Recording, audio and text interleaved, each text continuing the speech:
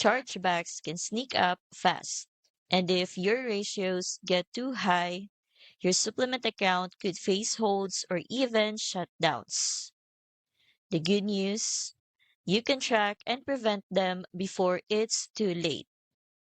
Here's a quick way to stay ahead of issues. I have pre-filled a simple tracker. Just log complaints, refunds, and chargebacks over a few months. Look for patterns like repeated product or shipping concerns.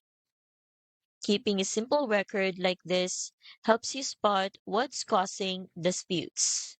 Maybe it's shipping delays, unclear refund terms, or product confusion.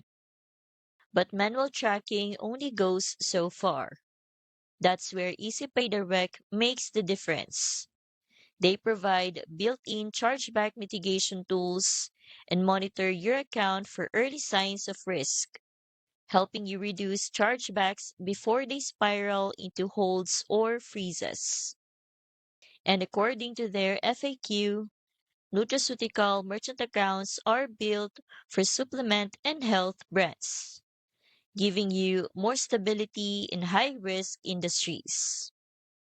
I've linked EasyPay Direct in the description so you can check it out and protect your revenue with their chargeback monitoring tools.